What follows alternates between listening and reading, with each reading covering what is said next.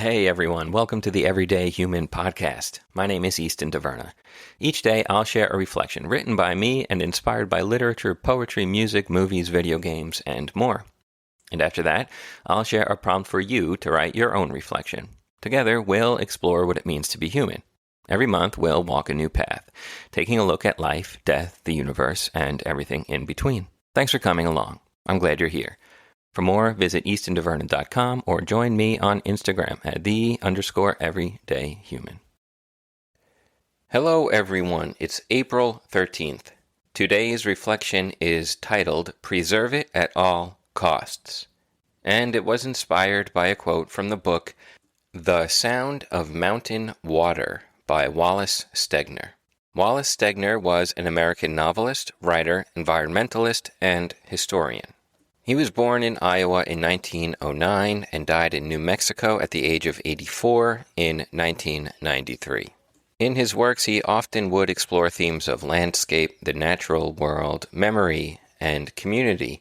He founded Stanford's creative writing program and was a key voice in the conservation movement. He also won the 1972 Pulitzer Prize for Fiction for his book, Angle of Repose. I've read pieces of this book, The Sound of Mountain Water, which is a collection of essays, letters, and speeches, and I look forward to completing it, as well as reading some of his novels. All right, here's the quote that inspired today's reflection. Something will have gone out of us as a people if we ever let the remaining wilderness be destroyed, if we permit the last virgin forests to be turned into comic books and plastic cigarette cases. If we drive the few remaining members of the wild species into zoos or to extinction, if we pollute the last clear air and dirty the last clean streams and push our paved roads through the last of the silence, so that never again will Americans be free in their own country from the noise, the exhausts, the stinks of human and automotive waste. And so that never again can we have the chance to see ourselves single, separate, vertical, and individual in the world, part of the environment of trees and rocks and soil, brother to the other animals, part of the natural world and competent to belong in it. Without any remaining wilderness, we are committed wholly, without chance for even momentary reflection and rest, to a headlong drive into our technological termite life, the brave new world of a completely man-controlled environment. We need wilderness preserved, as much of it as is still left, and as many kinds, because it was the challenge against which our character as a people was formed. The reminder and the reassurance that it is still there is good for our spiritual health, even if we never once in 10 years set foot in it. It is good for us when we are young, because of the incomparable sanity it can bring briefly, as vacation and rest, into our insane lives. It is important to us when we are old, simply because it is there, important, that is, simply as an idea. And yes, that was quite the long quote, but as I was looking at it and maybe considering a piece or a part of it to be the inspiration for the reflection, I kind of thought the whole thing needed to be read because it is very powerful. All right, now here's my reflection. You are surrounded every moment of every day by technology, most of which is junk. Just stop reading or listening, in this case, for a moment. Look around wherever you are and count the different pieces of technology in your immediate space, including any piece you are wearing. I'll go first. At my desk where I write, I'm coming up with about 15. My wristwatch, analog, who needs notifications attached at the wrist, certainly not me. Computer, mouse, keyboard, 2 monitors, speakers, headphones, phone, Sega Genesis and PS1 on the table next to my desk, reading lamp, Triforce lamp, and my Shining Force 2 cartridge in my Sega Genesis and Xenogears disc in my PlayStation 1. And then I won't even bother counting the books on my bookshelves. Yes, books are technology. And yes, there are many, many comic books and graphic novels included there as well. I write and read those too. It's all just stuff that is important to me, it makes me happy, and allows me to work and write. But it is all just stuff nonetheless, stuff that comes at a great cost.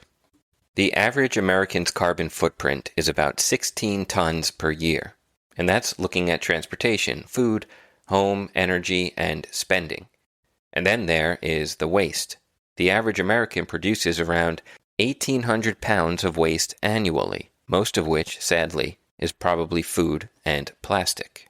And what is the great cost of all of this technology and energy consumption and waste? The trees, the air, the water, nature, earth, and even our own health and well-being.